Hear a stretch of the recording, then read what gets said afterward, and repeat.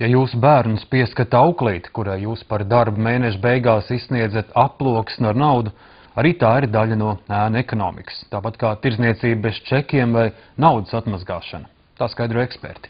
Cīnīties ar nodokļu nemaksāšanu var dažādi. Jāpārdala nodokļu nasta un jāmaina cilvēku domāšana. Turpina Miroslavs Kaudis. Kas ir ēnu ekonomika?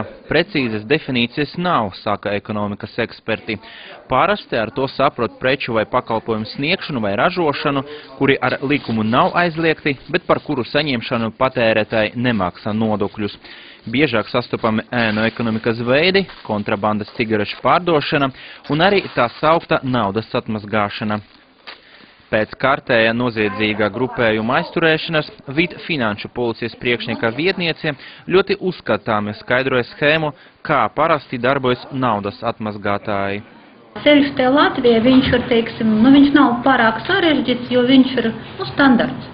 Skaita vienam pēc tam otram, pēc tam izskaita cauri uz ārzemēm, no turienes atved skaidra nauda. Un tad tā skaidrā nauda pēc tam jau tiek nodota reāli darbojušu uzņēmumu atbilstošiem pārstāvjiem vai amatpersonam, kas arī izmantoja jau viņu priekš tā, lai viņa būtu melna vai pelēka vai aplūkšņu algas izmaksāt, lai varbūt tā skaitā arī iespējami kaut kādiem privātu patēriņam, iespējams arī kukuļdošanas, kukuļņemšanas mēģinājumi. Ir arī citi ēnu ekonomikas veidi, par kuriem plaši nerunā, bet kurus atbalsta gandrīz katrs no mums. Kad uz mājām nāk auklīti vai frizieris un par darbu saņem skaidra nauda, bet pretī nesniedz čeku. Vai kad labojam mašīnu autoservisā pie paziņām par lētu naudu un maksājam summu bez PVN. Vai arī, kad saņemam algu aploksnēs. Ko varētu darīt noteikti būtu pārdalīt nodokļu nasta no lietām, kuras ir vieglāk noslēpt. Teiksim, ir samērā viegli noslēpt ienākums, kas tiek gūti algotā darbā, ir neiespējami noslēpt nekustamos īpašumus, par to jau daudz runāts, bet līdz šim nav bijis īsti politisks gribas.